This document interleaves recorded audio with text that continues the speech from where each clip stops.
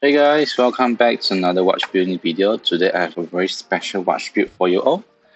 It's a 40mm Datejust with this amazing and beautiful Wimbledon Datejust dial, which I think looks fantastic.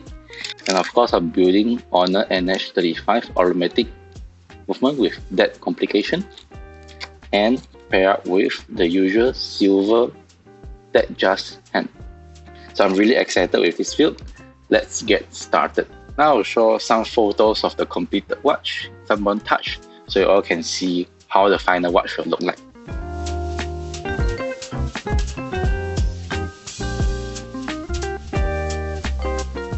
So now let's begin the build. I'll start by taking the movement out.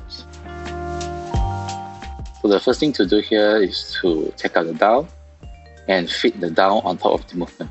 So I'll be cutting off some redundant fits. So I'll show you how.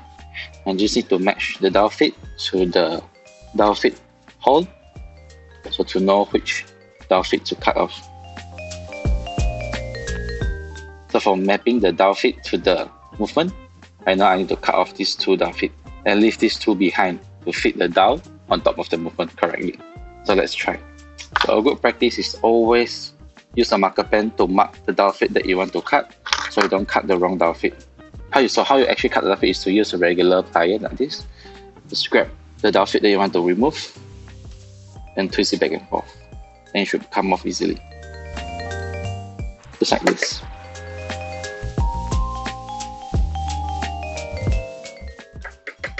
Okay, now all the dial fit are off. You just need to use a foiler to foil down and sand down. So what I'll be using is this regular nail clipper with this foiler, because it's a lot more gentle and works really well. And it's a household item that's easily accessible. So what I do is just fold it down gently, like this, until it's flush and flat. Then do it for another side. Okay, I think it's pretty good. Then we can continue with the next step. So now we just pick up our dial and place the dial over the movement. And it should fit right into it. Press it down gently, just like this. Put it back into the movement holder. Make sure it's fully secured, right? And it's done. Okay, so what's next is to actually install the hands on the dial. But before we install the hand, we make sure to turn the time to 12 o'clock in the midnight. Then we can set the hand on 12 o'clock. Let's do it.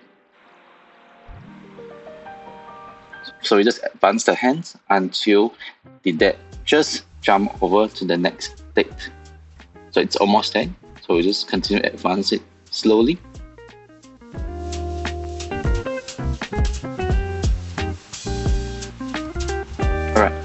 Right, so the date just jumped, so meaning now it's exactly 12 in the midnight.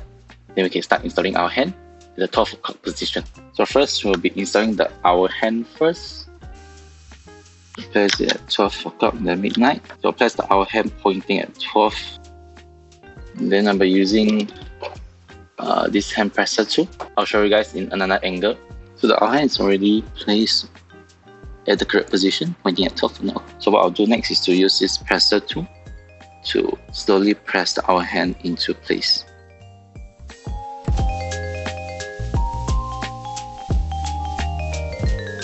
I like turning the watch around while pressing the hands in, so this will make sure my press will be as even as possible. It looks really good. I'm quite happy with the result. So let's test the hour hand out. Okay, perfect. Now let's proceed with the minute hand. Again, make sure it's 12 in the midnight. Then place the minute hand over the hour hand.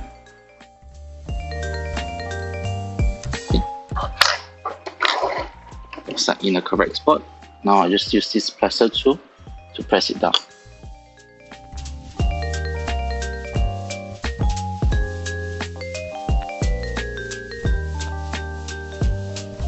So the minute hand is on. So let's test the minute hand out. Just spin it around. Make sure nothing is touching each other, it's not scratching each other. 3 o'clock position looks fine. 6 o'clock position looks fine. 9 o'clock position. Then obviously going back to 12 o'clock position. Now let's test up the that transition. Look. Okay, it's perfect. It's almost close to the midnight time when the dead jumps, so that's perfect actually. So I'm really happy with this hand position. So now let's proceed to installing the second hand. So this is the second hand, and installing the second hand is the trickiest among all the 3 hands. But with enough practice and enough experience, it should be just like another day in the office. So let's give it a try.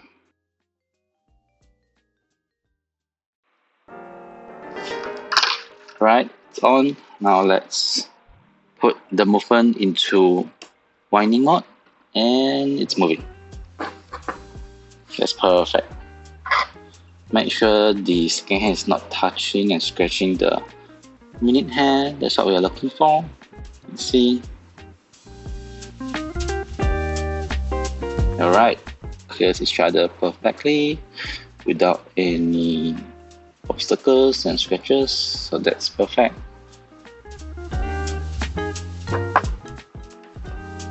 So now let's do a double check. Yep, plenty of space between the 2 hands, as you can see here. Same goes to the hour hand. So I think we are in a really good spot as of right now. So now with the movement done, let's unwrap this Datejust case and start placing the movement into this beautiful case. Let's get to it.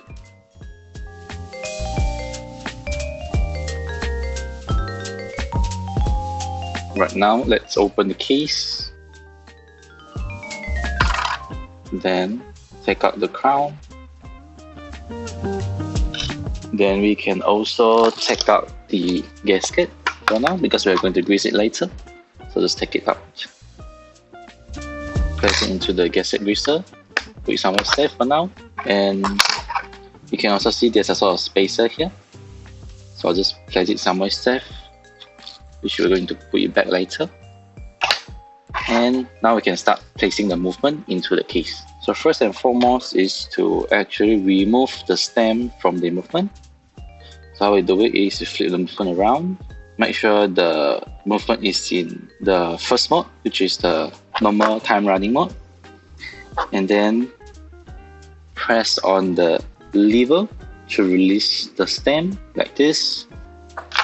And then put the movement back on the workbench like this. And you can start placing the case over the movement to put the movement into this amazing, beautiful case. Flip the workbench around, and voila, the movement is in the case. So what you can do next is to actually install the stem back, which I'll show you now. So there's this stem that comes with the movement.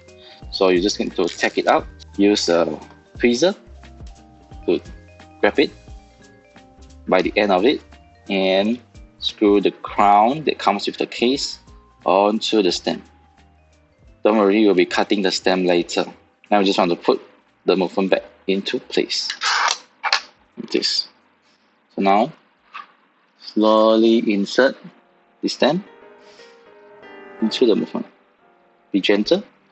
One quick tip is to twist and push while inserting the stem to make sure the stem is correctly inserting into the movement, just like this. Now, just temporarily close the movement for now to see how everything looks like from the front. To make sure everything's in place and there's no problem before proceeding to the next step. Then look at the watch. Looks amazing.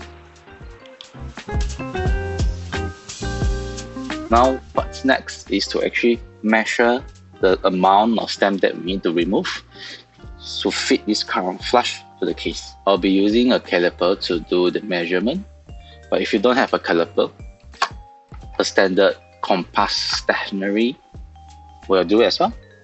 You can look at my previous video on how I use that, but for this video I'll be using caliper. So I just measure from the end of the thread until the end of the crown, which is the amount that I need to take off the stem, which is around 6.3 millimeter. So let's try it out. So first thing first is to remove the crown again. Make sure your movement is in the normal mode, and just press the stem lever to release the stem. And then what we can do is to close the watch for now and put it somewhere safe. And then we can start working on the stem. Use a tweezer to grab the stem by the end of it. Just twist the crown out and use a marker pen to mark down how much stem we need to cut off and start cutting from there. So roughly around 6.3 millimeter. Always cut lesser than more, because if there's extra length you can always remove it later, but if you cut it too much you can never go back. So you can actually cut the stem over a plastic bag so the stem doesn't fly away and you cannot find it. So that's how I do it. Then use a sandpaper to sand it down evenly so that it's easy to screw the crown back on. Let's try it out.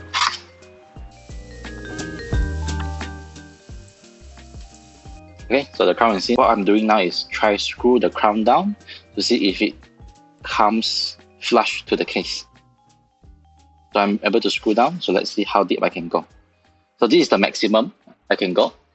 So if you look closely, there's still some gap in between and I cannot further screw it down. So this basically means I still need to trim the stem down further so the crown can completely screw down and be flush against the case. So let's try it again. So because I don't need to take too much out of it, instead of using the wire cutter to cut it and having the risk of cutting it too much again, I'll just be using this sandpaper and sand it down gradually until I get to the desired length. Okay, so after sanding down, so let's try the second time to see how the crown stem will fit into the movement.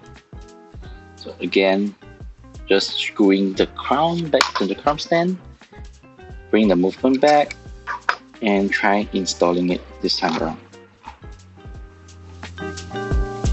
Push and twist while inserting the crown. Make sure it's fully in. Then now we can start screwing the crown in to see how well it fits. Yep, so as you can see, it fits perfectly this time around because the crown is actually lying flush to the case. This is what I'm looking for. So I think this stem is good to go. So before we actually close the case, I'll be taking the crown out one last time to apply thread locker between the stem and the crown to lock the crown down. So let me show you how. So I'll be using this blue thread locker. So you can find this in any hardware stores. Just apply a drop. You don't need much. That's what I do. And then apply the thread locker on top of the crown stem generously. And install the crown back on. Then you need to wipe off the extra. Make sure it's clean.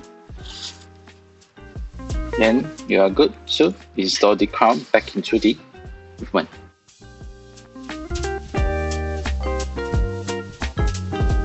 So we can close the case and see how everything looks from the front.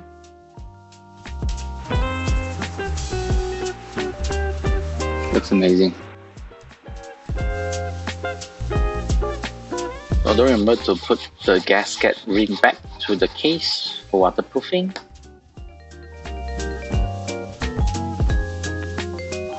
Let's try tighten the case back using the bowl. Should be relatively easy to do.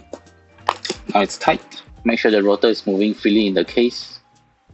and it's perfect. Let's take a close-up look at the watch.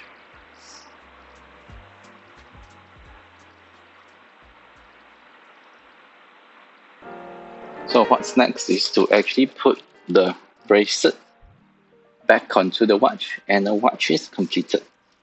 So let's get to it. So the first thing is to put the spring bar back into the bracelet.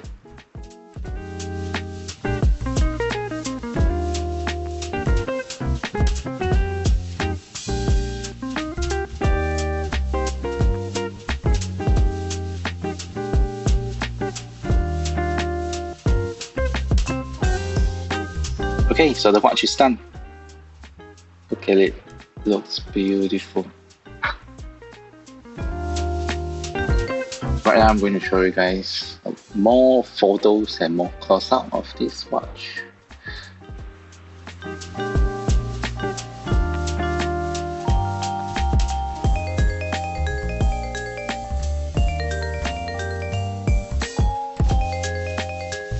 So that's all for this video. Thank you all for watching. Let me know what you think about this build in the comment section down below. Don't forget to subscribe for more future exciting watch build coming your way. Thank you for watching. Cheers.